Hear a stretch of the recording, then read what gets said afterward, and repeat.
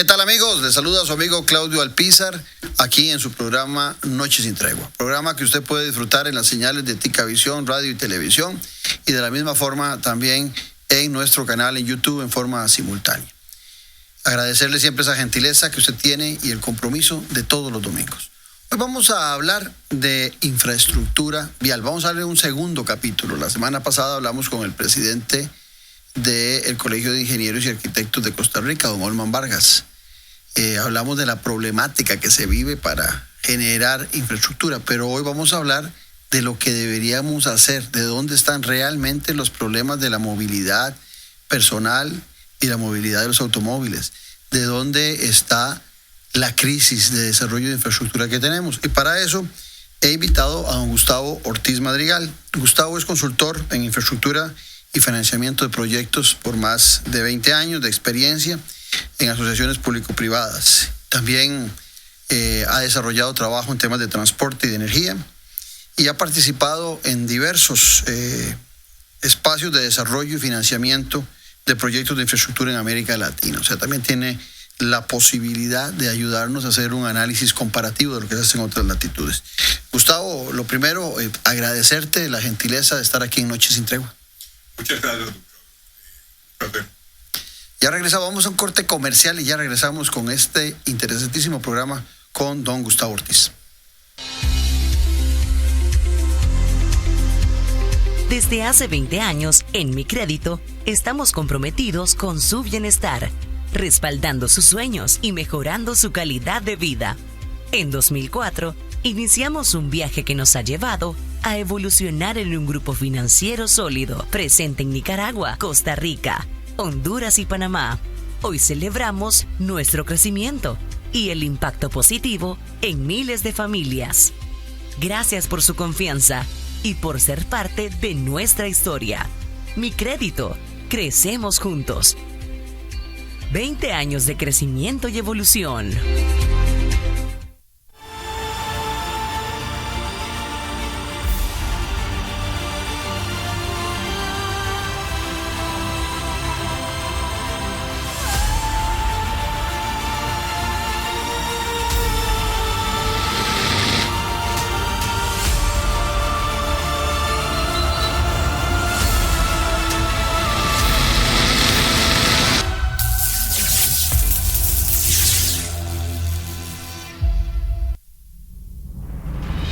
Café y palabras, porque la política sí importa. De lunes a viernes a las 10 a.m. Sintonícenos ahora en ticavisiontv.com/señal-radio. ticavisiontv.com/señal-ticavisión.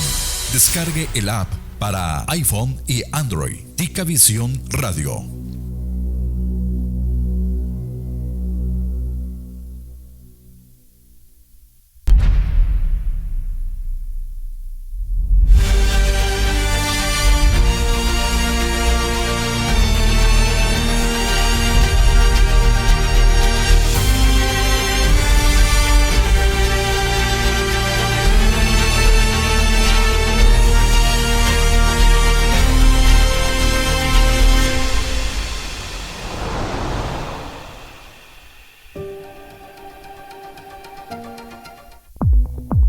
Mantente informado con lo último que pasa en el país en nuestro sitio web www.ticavisiontv.com. Las noticias más destacadas al instante. Noticias Ticavisión, nacionales e internacionales. Las noticias e información en un solo clic.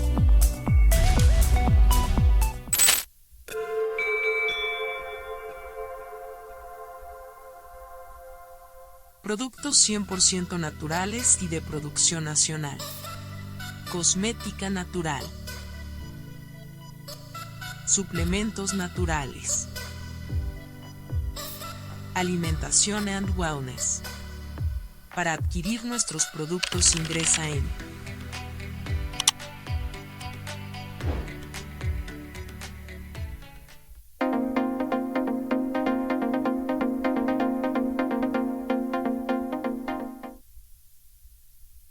Gracias por continuar en nuestra sintonía y de una vez vamos al tema porque hay mucho que hablar del tema de infraestructura y de cómo deberíamos estar haciendo las cosas. Gustavo, lo primero, hablemos de la organización del Ministerio de Obras Públicas y Transportes. Alguna gente habla del Ministerio de Obras Públicas y Transportes de antaño, pensando que hoy podríamos estar implementando lo que hacía León Cortés allá en 1936. Estamos a 100 años más o menos de esa época y eso es otro mundo. Pero fuera de micrófonos hablábamos y vos decías la importancia que tienen los consejos que hay dentro del Ministerio de Obras Públicas y Transportes, que en algunos momentos han sido ineficientes por diferentes motivos y en otros hasta se hablaba de la posibilidad de eliminarlos cuando son figuras importantes en el desarrollo de los diferentes espacios de la infraestructura. Pero que seas vos quien nos explique cómo debería estar organizado un Ministerio de Obras Públicas y Transportes en la actualidad y con las necesidades que tiene nuestro país. Sí, yo creo que tal vez hay que comenzar que hace 50 años, ¿verdad?, las necesidades de infraestructura del país eran totalmente distintas. Teníamos muy pocas carreteras, muy pocos carros en las vías, ¿verdad? Hoy ha cambiado totalmente. Tenemos una gran red de carreteras, tenemos una gran congestión en el sistema vehicular y tenemos un sistema de transporte muy ineficiente que hace que la gente tenga que migrar a tener un vehículo particular. Entonces, ¿qué es el problema? Nos hemos quedado con la idea de hace 50 años. O sea, el MOP y el CONAVI y el Consejo de Concesiones, ellos siguen con esa idea de que tenemos una infraestructura de hace 50 años. Y no. Ahora lo que se necesita es una gran capacidad de organización y de planificación de largo plazo para poder desarrollar la ampliación de los sistemas viales y también tener un sistema de transporte público de calidad, que al final eso es lo que va a poder manejar el tema de la congestión. Entonces, ¿qué es lo que se encontró en el estudio? Bueno, en los últimos 20 años hemos tenido 14 ministros de transporte. Eso quiere decir que un ministro de transporte dura en promedio año y medio. Una carretera en un mundo ideal dura desde la idea hasta que se construye 6 años y medio. En el caso nuestro tendríamos 4 ministros en esos 6 años. En Costa Rica sabemos que duramos más de 10 años. 15 años, dice don Olman Vargas. Eso significa que tenemos mínimo 8 ministros a cargo, digamos, de una carretera. ¿Y qué es el problema? Cada vez que cambiamos el ministro, ya el ministro quiere cambiar el diseño de la carretera o quiere hacer una nueva versión, digamos, del proyecto. Y ese ciclo vicioso que hemos tenido en los proyectos, el mejor ejemplo es el tren de pasajeros. Un estudio de la Universidad de Costa Rica dice que para el tren de pasajeros hemos tenido 13 versiones distintas del proyecto. Increíble. Eso es lo que hace que como cada vez que cambia el ministro o cambia el presidente del Incofer, se cambia el concepto del proyecto, obviamente nunca llegamos a tener un proyecto finalizado. Ahora, en ese mundo se podrían hacer algunos cambios. Hacía yo la referencia de que en algún momento, me recuerdo en el gobierno de Guillermo Solís, que se le llamaba hasta las hermanitas perversas a los consejos y querían eliminarles. ¿Cómo debería ser ese ministerio, aparte de tener estabilidad en sus jerarcas, como lo estás planteando vos, y compromiso? Porque también hay casos donde el ministro ha aguantado los 4 años. Creo que en el caso de Rodolfo Méndez Mata, en el gobierno anterior, de los pocos, sí, aguantó los 4 años. Y con una ventaja de que conocía muy bien el tema, no estaba aventurándose ni estaba aprendiendo, y no era pura teoría, sino que tenía mucha práctica. Pero ¿qué podríamos estar haciendo para mejorar ese Ministerio de Obras Públicas y Transportes y el funcionamiento de los consejos? Sí, muchos creemos que, la principal solución es tener entes técnicos administrando la infraestructura. ¿A qué me refiero con entes técnicos? Que el ministro sea un miembro de la junta directiva, digamos, del CONAVI. Y puede estar, qué sé yo, el ministro de Planificación. Tenemos 2 miembros del gobierno. Pero también metamos 3 miembros de la sociedad civil. Llámese al presidente del Colegio Federado de Ingenieros y Arquitectos, llámese al presidente del OCAEP, al presidente de la Cámara de Industrias. Entonces, al tener una junta directiva que no es únicamente entidades del gobierno, eso va a permitir nombrar un director de la entidad que sea un director técnico. Recuerde cómo se nombra hoy tanto al ministro como al director de CONAVI. Es un nombramiento por dedo, ¿verdad? A mí me nombran presidente y el presidente dice, bueno, ¿quién puede ser? Denme nombres. No hay realmente un concurso ¿verdad?, profesional para determinar quién es el encargado del CONAVI. Es un premio a alguien que participó en la campaña electoral en muchos casos. Muchas veces, ¿verdad? Hemos tenido todo, ¿verdad? Pero lo que sí ocupamos es que el director del CONAVI sea un profesional técnico y que tenga una visión de 20 a 50 años, que es lo que se necesita para poder planificar infraestructura a largo plazo. O sea, nunca vamos a tener infraestructura si cada año y medio cambiamos el director del CONAVI. Porque ustedes saben cómo funciona. Se cambia el ministro y se cambia también al director del CONAVI, porque ya el director del CONAVI no le cae bien. No es de confianza. Exactamente. Entonces, lo que necesitamos es que profesionalizar las entidades a cargo de la planificación de la infraestructura y que la junta directiva vele para que la planificación sea a 20 a 30 años de la infraestructura. No como funciona hoy, que un ministro llega con una visión de 4 años, que es lo que en teoría dura su periodo, pero resulta que está año y medio. Entonces, ¿cómo le vamos a pedir al actual ministro, que sabe que le queda menos de 2 años, que planifique a 20 años? Interesante. Para empezar, también les invito a buscar, ahora les vamos a dar la dirección de este estudio muy bueno, que Gustavo logró presentar en el 2023. Por supuesto que el desarrollo duró mucho más tiempo la investigación. Pero Gustavo, en eso que estás planteando, pareciera que no es tan complicado, pareciera que es un poquito de sentido común. Sin embargo, también cuando vemos la idea de los consejos, originalmente, los consejos eran un tanto para descentralizar o desconcentrar la toma de decisiones alrededor del ministerio. Lo cual en algunos casos, en algunos ministros, no ha gustado y porque se empoderan, quieren mantener un control total. El caso del ministro Amador era ahí, ¿verdad? Donde él quería tener un control sobre todos los consejos, decidir todo lo que sucedía, y ese tipo de concentración no ayuda al desarrollo de la infraestructura al pretender que todas las decisiones se tomen en una única mesa. Así es. Lo que encuentra el estudio es que el principal problema para tener infraestructura de calidad es sacar el ciclo político de la planificación de infraestructura, ¿verdad? Sí, el ciclo de 4 años. Exactamente. ¿Por qué? Porque sabemos que a los 4 años el nuevo presidente va a querer que ya el tren no sea elevado, que sea subterráneo. Y esos cambios es lo que impide que los proyectos se lleguen a ejecutar. Entonces, si la directiva del CONAVI está inmunizada de temas políticos con miembros de la sociedad civil, llámese Colegio Federado de Ingenieros y Arquitectos, llámese UCAEP, eso va a hacer que se pueda nombrar un director del CONAVI profesional y no un director a 4 años, un director permanente a 30, 40 años. Recuerden una cosa, los proyectos de infraestructura son muy, muy complejos y nosotros necesitamos formar al personal de ese nuevo CONAVI. Y la única manera de poder formar el profesional es manteniéndolo en el tiempo, que aprendan a planificar a 20, a 30 años. No como funciona hoy, que cada vez que hay un cambio de gobierno hay toda una reestructuración, digamos, de los mandos principales del CONAVI. Sí, se desperdicia toda la experiencia, todo el know-how que han tenido al respecto. Correctamente. Ahora, me llama la atención esto que decís vos de sacar el ciclo político del desarrollo de infraestructura. O sea, no quiere decir que no vayan a participar, por supuesto, quienes son la dirección superior en obras públicas y en transportes en determinado gobierno. Lo que vos estás planteando es una política de largo plazo, una política de Estado, más que una política de cada gobernante.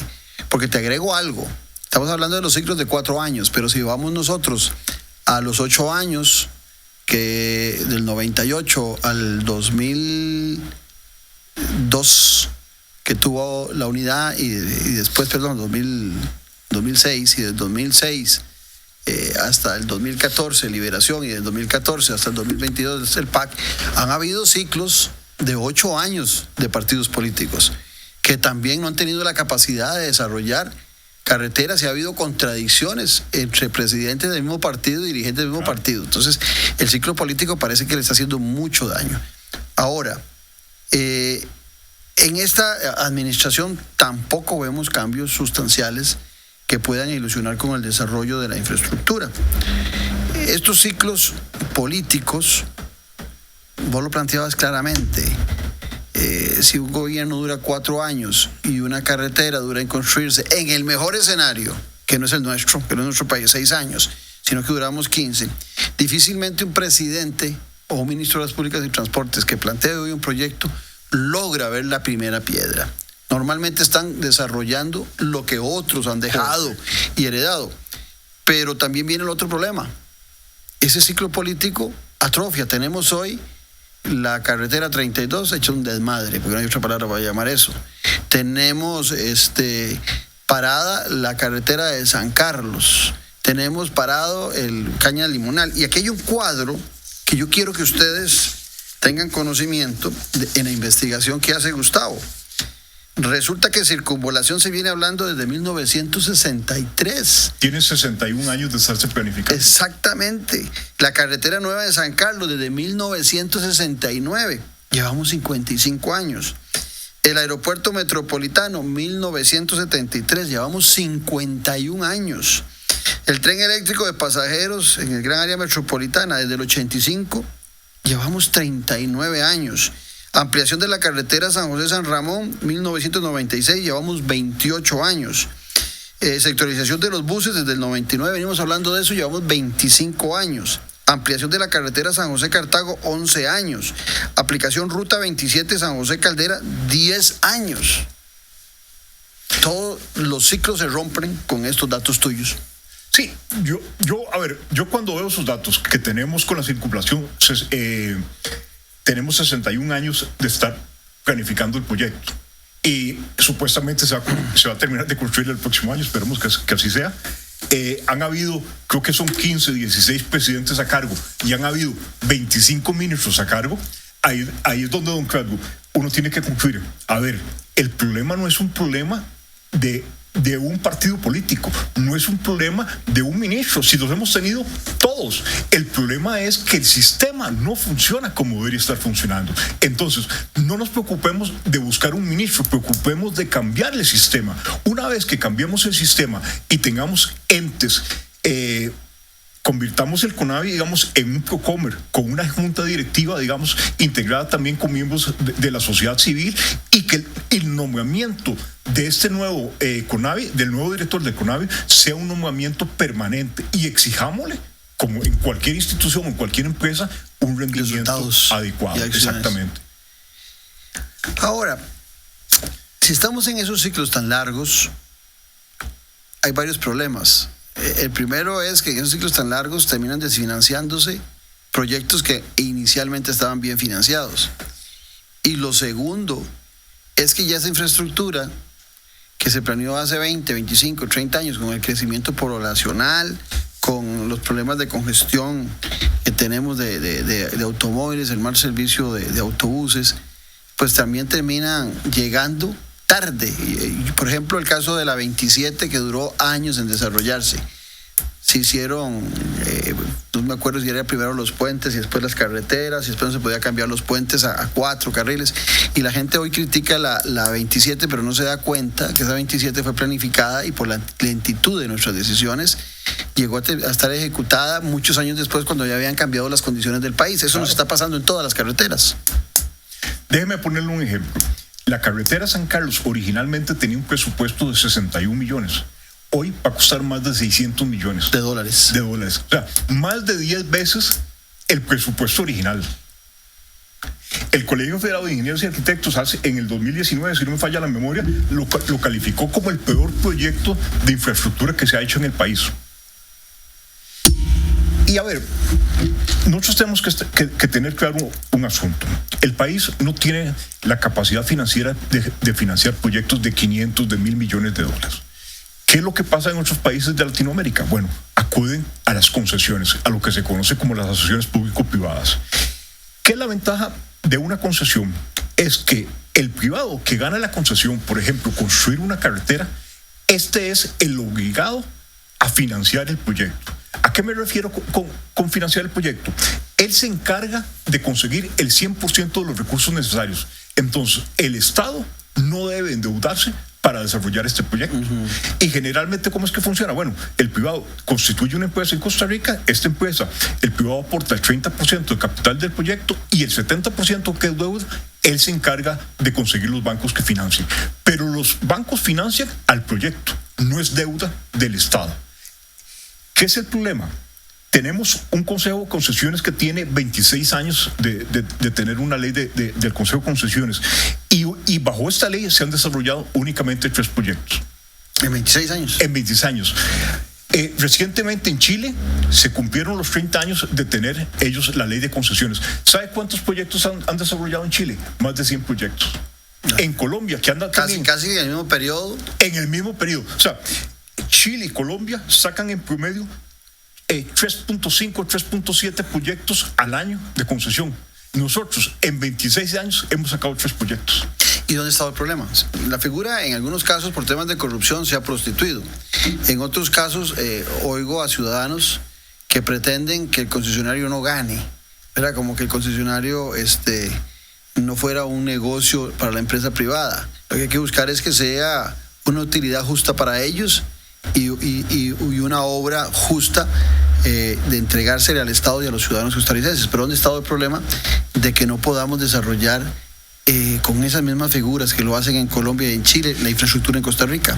Yo creo que ha sido un tema histórico conceptual de que en Costa Rica tenemos siempre hemos tenido un estado, digamos, que hace carreteras, un estado que hace bancos, un estado muy fuerte en temas de seguros. En los últimos años se ha ido entendiendo que el Estado no tiene la capacidad para financiar estos proyectos. ¿Qué es el problema? Que si bien una concesión es la solución, requiere una estructuración muy compleja. Y ahí es donde el Consejo de Concesiones se ha quedado muy corto. O sea, no hemos entendido que para poder estructurar un proyecto de 500 millones, de 1.000 millones, hay que contratar un equipo de estructuradores que hacer los estudios, cubrir todos los costos de la estructuración, fácilmente se lleva $1 millón a $1,5 millones. Sí, que es dinero. Es dinero. Pero lo que no entendemos es que un proyecto bien estructurado va a ser un proyecto que no va a tener problemas en la ejecución. En Costa Rica lo hacemos diferente. Aquí, el estudio de mercado, contratemos a fulanito porque es primo del ministro, ¿verdad? Entonces, no tenemos un buen estudio de mercado y cuando llegamos a ejecutar el proyecto nos damos cuenta que no, que el proyecto en lugar de ser 50,000 vehículos diarios son 100,000 vehículos diarios. ¿Y hay capacidad técnica y constructiva en nuestro país para el desarrollo de infraestructura? Porque a veces da la impresión que solo son 1 o 2 empresas las que normalmente desarrollan las grandes obras de infraestructura en nuestro país. Sí, a ver, una vez que se desarrolle el mercado de concesiones, lo primero que va a hacer es poner a Costa Rica en la lupa de los grandes desarrollos, de las grandes constructoras a nivel internacional, ¿verdad? Entonces vamos a tener... Aunque seamos un país pequeñito. Claro, vamos a tener un montón de empresas grandes que van a querer venir a Costa Rica. Lo que pasa es que como no hemos desarrollado un esquema de concesiones bajo altos estándares como lo hizo Chile, como lo hizo Colombia, las empresas más bien les da miedo venir a Costa Rica porque dicen, ¿quién hizo el estudio de mercado? No es una empresa reconocida. ¿Quién hizo el diseño? No es una empresa reconocida. Entonces eso hace que, digamos, que las grandes desarrolladoras que andan en todo el mundo buscando oportunidades digan, no, me da pereza meterme aquí, mejor me voy para Colombia, me voy para Brasil, que ya tienen un mercado bien estructurado y que entienden que la etapa de estructuración es de las etapas más importantes para poder desarrollar con éxito un proyecto de infraestructura. Es otro ámbito lo que te voy a comentar ahorita, es en el tema de infraestructura hospitalaria, pero me llamó la atención que el jueves pasado, el jueves de esta semana que está terminando, una empresa mexicana, por eso mismo que estás diciendo vos, que iba a desarrollar el hospital de Cartago, y por los vaivenes y por el juego de la presidenta ejecutiva y los pleitos políticos en esta construcción y por la inestabilidad que ha tenido el dólar en los últimos tiempos, está rechazando seguir en el desarrollo del hospital. Es algo parecido a lo que vos nos estás comentando, donde si no hay esa seguridad, no solamente jurídica, sino del negocio, muchas concesionarias a nivel internacional no van a querer participar en el desarrollo de infraestructura en nuestro país, en esas alianzas público-privadas, por el temor a esa inestabilidad de esos ciclos políticos, 1, y 2 también por el tema que les va a dificultar también en el campo económico de los tiempos que se les van a hacer la inversión más complicada. Así es. Y, don Carlos, en Chile, en Perú, en Brasil, se están desarrollando un montón de hospitales por medio de concesiones. También cárceles. Vea que hace poco... Bueno, ahora que estamos hablando tanto de cárceles aquí, hasta carpas queríamos, es ridículo. Vea que hace poco el AIA dijo que necesita hacer una inversión, si no me falla la memoria, como de $5,000 millones para poder solucionar el problema, digamos, de agua. ¿Por qué esos $5,000 millones, en lugar de que sea un financiamiento que hace el Estado, que se tiene que endeudar, o sea, nos endeuda a todos los costarricenses para poder hacerlo, no hacemos una concesión y que sea el privado el que venga, financie los proyectos, haga la construcción? Y recuerda algo muy importante: en una concesión el privado no solamente construye, sino que le da el mantenimiento durante 30 años o 20 años que dure el proyecto digamos, a la infraestructura que se desarrolló. Y tiene que entregarla en perfecto estado. Exactamente. Tiene que cumplir una serie de estándares de servicio que hace que al final los usuarios tengan un mejor servicio por medio de una concesión que por medio, digamos, un proyecto desarrollado por contratación tradicional. Y no hay un vicio cultural en el costarricense de creer que el Estado tiene que darlo todo y que no hay que pagar peajes. Yo creo que lo había. Creo que en los últimos 10 años ha venido cambiando. Y en Chile le han explicado a la gente algo muy importante: es que el usuario de la infraestructura es el que la paga. Le pongo un ejemplo. Si usted usa una carretera, usted paga el peaje de esa carretera. Usted tiene otra opción, puede irse por otras carreteras, pero sabe que esas carreteras no van a estar probablemente en tan buen estado o no van a ser tan rápidas como la autopista que se acaba de desarrollar. Entonces, en Chile han podido explicarle a la población que al final es un tema, digamos, de optimización, de hacer más eficiente el suministro de infraestructura. Ahora, siendo mal pensados, ¿a alguien le conviene este desorden o esta lentitud o esta falta de eficiencia en los proyectos? O sea, hay empresas nacionales que les da el temor de la participación en estas alianzas públicas privadas de una competencia más eficiente, de mayor calidad, y que prefieren que el sistema se mantenga tan atribulado como es hoy en día, para que no haya interés de participar de empresas extranjeras en los proyectos de Costa Rica. ¿Podrá existir eso? Sí, a ver, yo creo que parte, digamos, de este desorden que hay, digamos, y esta nebulosa alrededor de los proyectos de infraestructura tiene que ver con temas de corrupción, ¿verdad? Hay, obviamente, donde no hay transparencia, donde no hay rendición de cuentas, hay mucha negligencia y puede haber mucho tema de corrupción. Entonces, una de las cosas que el estudio encuentra es que no solamente necesitamos crear entes técnicos a cargo de la administración de la infraestructura, sino también un sistema de gestión que permita medir la eficiencia con la que se le hacen las inversiones, digamos, en infraestructura. Le pongo algo tan simple como poner una base de datos digital en donde todos los contratos, todos los estudios que se realizan vayan y que esta base la administre, digamos, el Mideplan. Y de esa manera, cualquier periodista, cualquier particular puede meterse y decir: yo quiero ver el estudio de tránsito que se hizo para determinar, digamos, el número de carriles de la carretera. Pero algo muy importante, don Claudio, es importante pedir a las personas a cargo de los proyectos que asuman responsabilidad de los proyectos. Por ejemplo, que si el CONAVI hace una carretera, que el director de CONAVI, cuando termina la carretera, firme un acta de aceptación de la carretera. Y en esa acta explique, bueno, si el proyecto originalmente costaba 100 millones, ¿por qué costó 150 millones? Si el proyecto iba a durar 2 años, ¿por qué el proyecto duró 4 años? Y que usted, como director de CONAVI, con puño derecho firme y se haga responsable. Y que eso esté en esa base de datos. Desde el momento en que nosotros hagamos trazables a las personas que intervienen en los proyectos y los hagamos responsables, las cosas van a empezar a cambiar. Pero ¿cómo es que ha funcionado la planificación de proyectos de infraestructura hasta el día de hoy en Costa Rica? Los proyectos son secretos. Usted ve que el proyecto, que el tren primero iba a ser un tren de doble vía, ahora el INCOFER está hablando de un tren de una sola vía.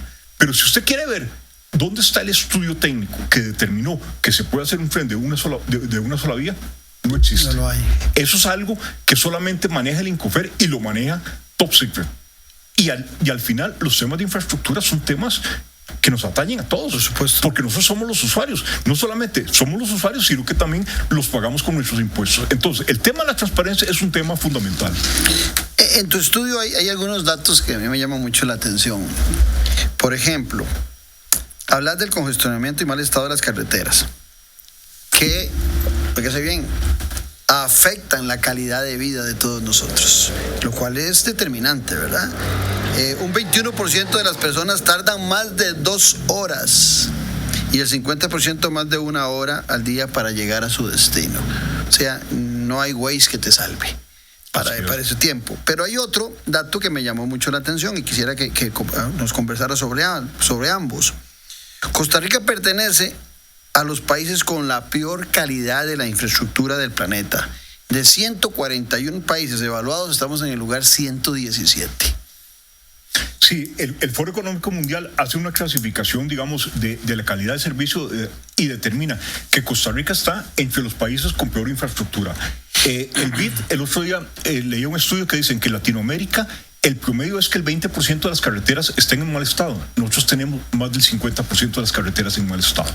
Y antes era la inversa. Antes, en un tiempo estuvimos en el top, le decía yo a Olman Vargas la semana pasada. Ahora, don Claudio, algo importante es que tenemos que entender una cosa. El crecimiento del parque vehicular es de un 5,75%.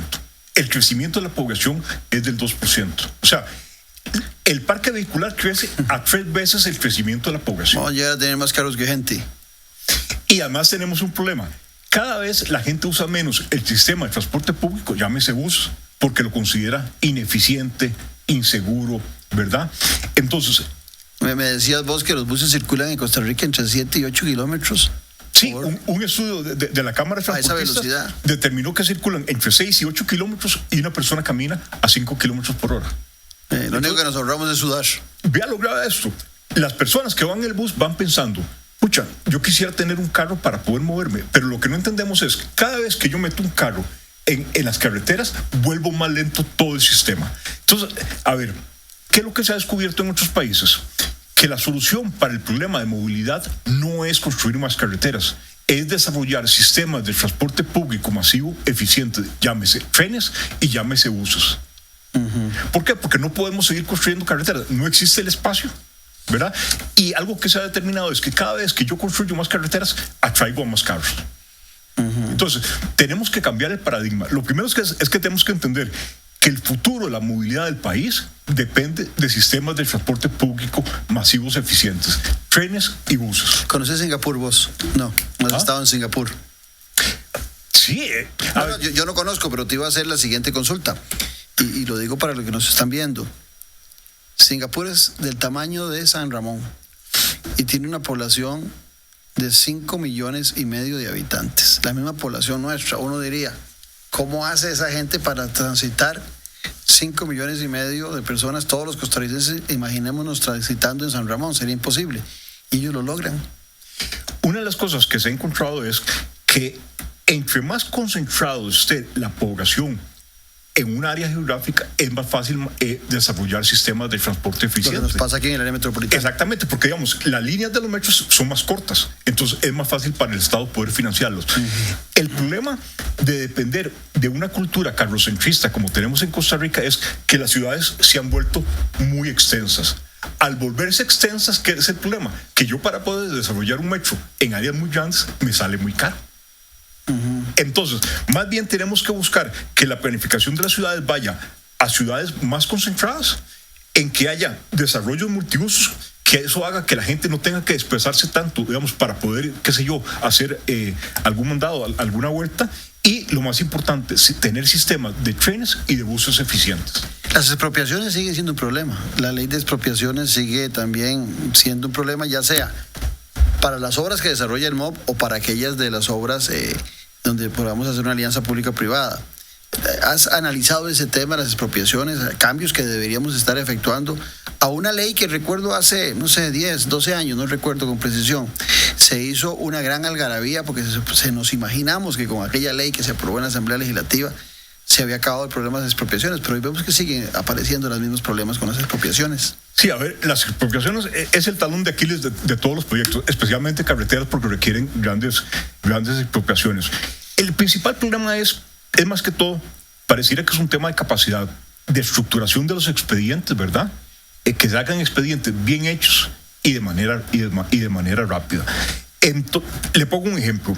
En ruta... Pero debería tener el Estado en otros países, en Chile, Colombia, Brasil, no tiene el Estado la potestad absoluta de decir se expropió y esto es lo que vamos a pagar, vaya usted y haga la apelación, pero eso es lo que está establecido por ley, porque al final de cuentas hay propiedades que hoy por hoy no valen nada y el dueño, al momento que se da cuenta que viene una carretera, piensa que tiene todo el oro de crucitas en esa propiedad. Sí. Es un tema, digamos, y hay que mejorar no solamente temas de planificación, sino también de temas cómo funciona el sistema judicial cuando existe, digamos, el propietario se pone, digamos, en la expropiación. Le pongo un ejemplo.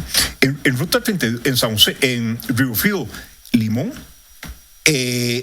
tenemos el problema de que ahora 12 pasos a desnivel se van a cambiar por rotondas. ¿Por qué se están cambiando por rotondas? Porque no se pudieron hacer las expropiaciones a tiempo. ¿Qué es lo que debería estar pasando? Que los proyectos no deberían iniciar hasta que las expropiaciones estén listas, hasta que el derecho de vía esté liberado.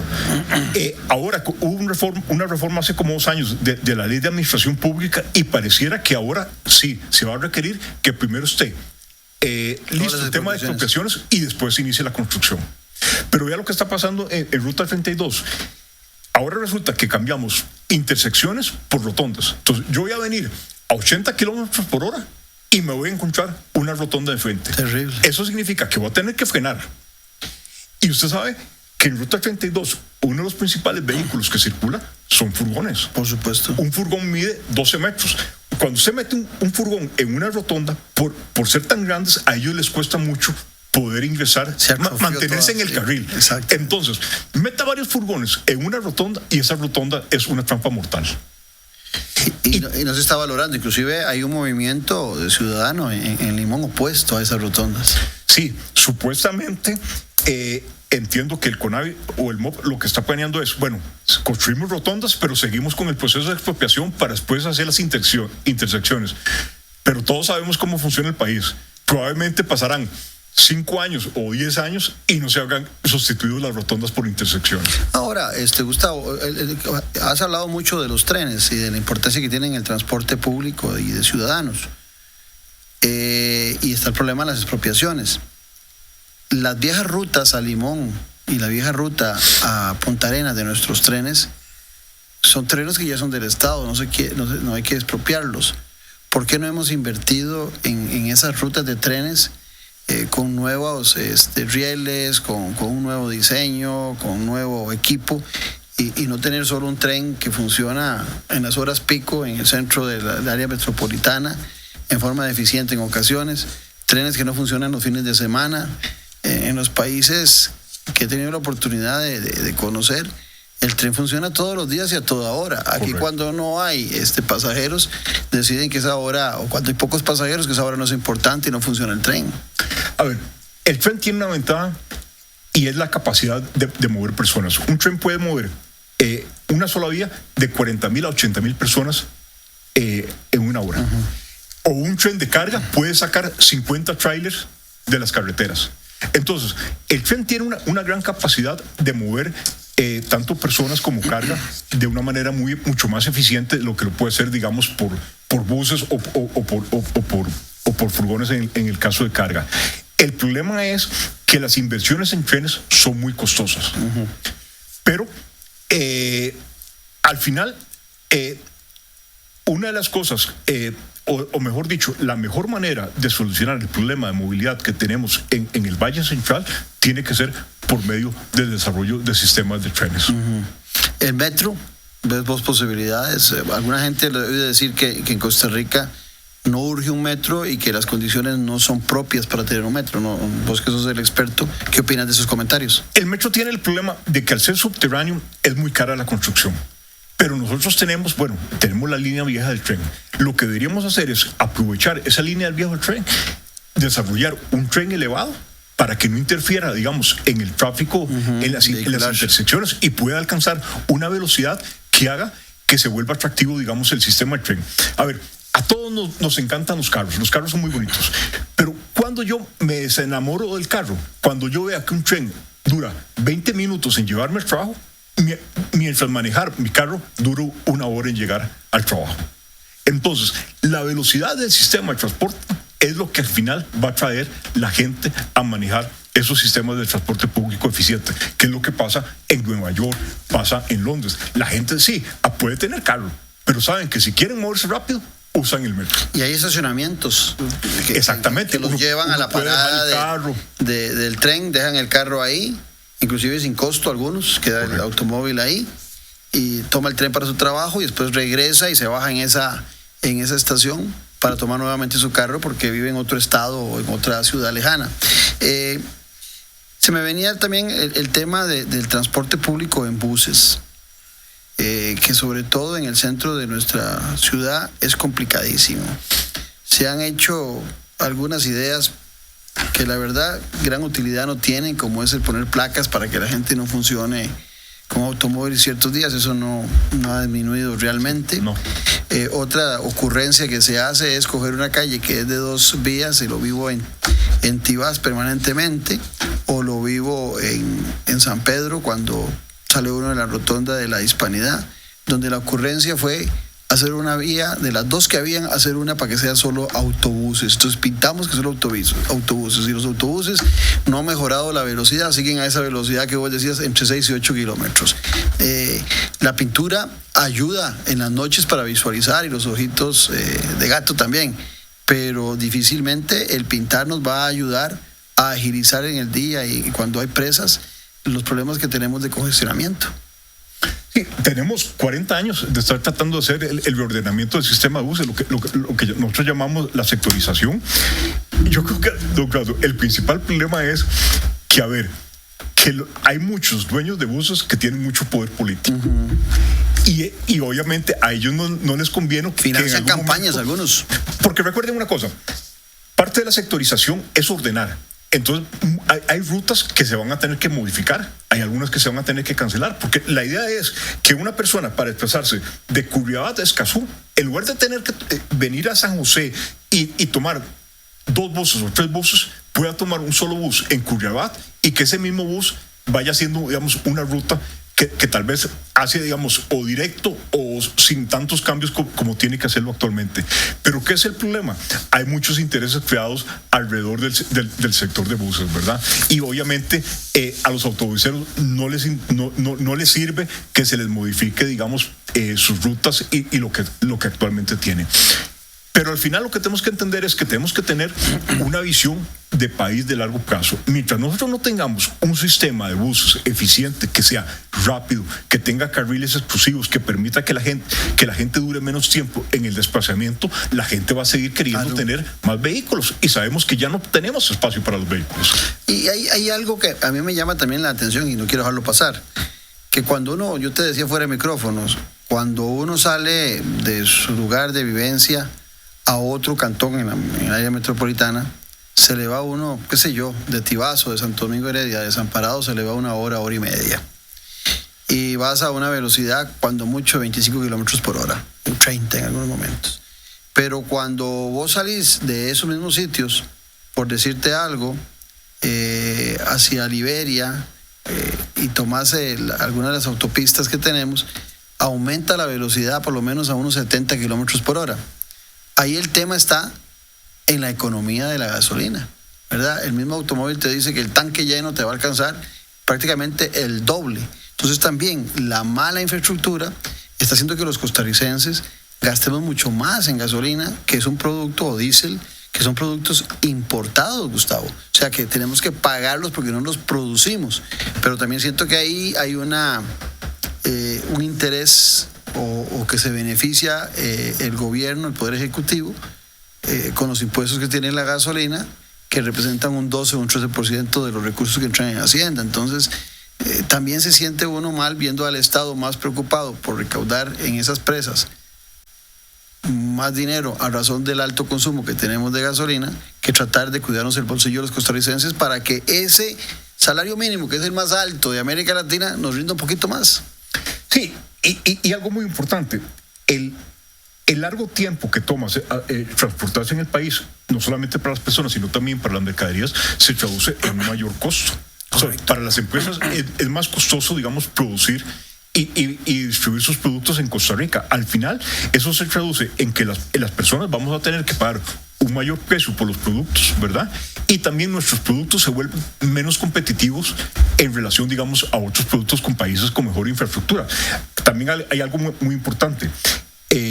Costa Rica tiene una marca país espectacular. A la gente le encanta venir a Costa Rica, pero cuando uno viene al aeropuerto y dura 2 horas en trasladarse a su hotel, ¿qué es lo que va a decir la gente que viene a Costa Rica?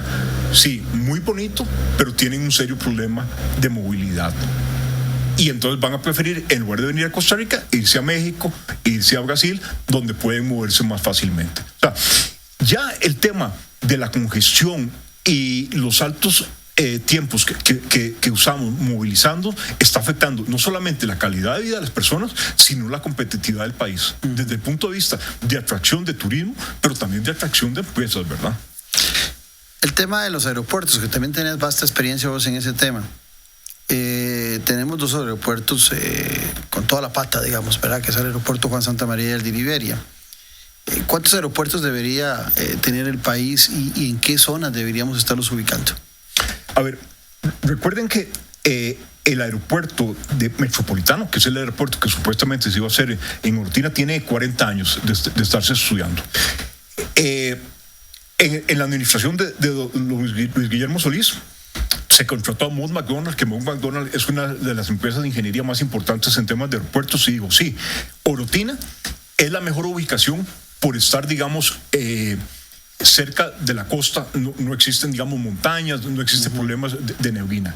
¿Qué es el problema? Que Orotina queda a 50 kilómetros de San José. Y el estudio de Mott MacDonald es muy claro, sí, es la mejor ubicación, pero tenemos que ampliar un montón de carreteras y tenemos que desarrollar un tren que llegue a Orotina.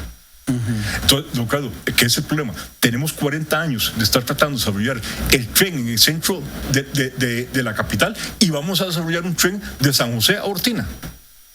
Entonces, ¿qué es el problema? Para mí se debería estar analizando de manera conjunta. No solamente es desarrollar un aeropuerto es relativamente sencillo en el sentido que se hace por una concesión y con la misma tarifa que se cobra a los usuarios se paga. Eso no conlleva, digamos, financiamiento por el Estado. Pero si yo tengo que ampliar varias carreteras y tengo que desarrollar un tren que permita que la gente de la capital pueda llegar al aeropuerto, eso sí tiene que hacerlo el Estado. ¿Y con qué plata lo vamos a hacer? Si tenemos 50 años en tratar de hacer y vemos el tema del déficit fiscal constantemente y tenemos problemas para financiar educación, tenemos problemas para financiar salud.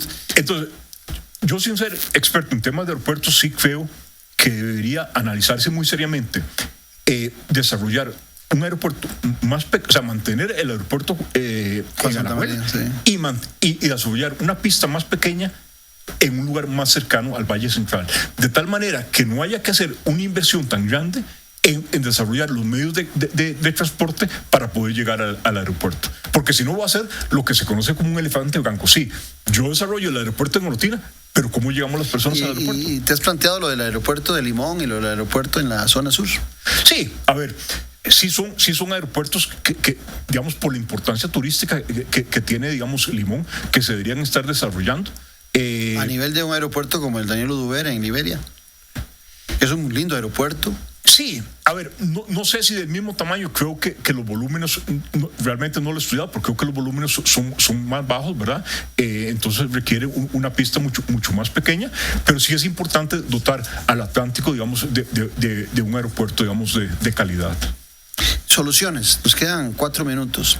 ¿Qué soluciones concretas podemos sacar de ese estudio y también, de paso, que lo accese la gente, sobre todo los tomadores de decisiones de nuestro país? O sea, el documento es fabuloso. Yo me lo encontré, lo digo sinceramente, de casualidad, investigando sobre ese tema, y de ahí tuve la oportunidad de contactar a Gustavo, pero me parece que este documento debería ser público para todos los tomadores de decisiones políticas en nuestro país. A mí me gusta una frase de Albert Einstein que dice que Locura es hacer lo mismo una y otra vez y esperar resultados distintos. A ver, si tenemos 50 años desarrollando proyectos y sabemos que los proyectos no caminan, lo que tenemos que concluir es que lo que no está funcionando es el sistema. Entonces cambiamos el sistema. Y los dos principales cambios del sistema es crear entidades a cargo de la infraestructura que sean técnicas, ¿verdad? Sacando el ciclo político de la planificación de infraestructura. Y el segundo elemento es creando un sistema que le dé transparencia y permita medir la eficiencia con la que se hacen las inversiones en infraestructura. El día que hagamos nosotros estas dos cosas que no parecen, o sea, no pareciera ser algo fuera del sentido común, vamos a tener infraestructura, digamos, de calidad en el país. Y yo le agregaría algo más: la mezquindad de nuestros gobernantes cuando inauguran una carretera y se apropian de la inauguración como que ellos lo hubieran desarrollado. Deberían tener la gentileza de invitar a los expresidentes que tuvieron la idea y el desarrollo de esa carretera, o por lo menos nombrarla en sus discursos, porque también le vendemos al ciudadano, algunos políticos le venden al ciudadano la idea de que de la noche a la mañana hicieron un superpuente o de la noche a la mañana hicieron una carretera, cuando es un proceso que ha sido largo dentro del marco de lo que vos decías que es fundamental: romper con los ciclos digamos, no políticos, sino con los ciclos electorales políticos, porque la política siempre va a estar presente y es necesaria y tener claro, Gustavo, también que las obras en infraestructura, por lo que vos has planteado, mínimo, si fuéramos muy eficientes, se requieren 2 gobiernos para poder concretarlos en un ciclo apropiado. Así es. ¿Algo más que se te quede, Gustavo? No, claro, agradecerle la oportunidad de participar en el programa. No, los agradecidos somos nosotros. Les invito a buscar ese documento, sobre todo a los tomadores de decisiones, a quienes están en la Asamblea Legislativa o los que están en el Poder Ejecutivo, para que no batiemos tanto, sino que tengamos documentos realmente de investigación con no solamente un análisis de lo que estamos viviendo, en este caso en la infraestructura, sino también de paso con las soluciones que deben tomarse, ahí sí, desde el punto de vista político, para que el éxito de nuestro país nos lleve nuevamente por los caminos correctos. Gracias a Gustavo Ortiz, pero sobre todo a ustedes por habernos acompañado, y los espero el próximo domingo en esa cita que tiene usted siempre a las 8 de la noche con la política con P mayúscula. Hasta tanto, un fuerte abrazo.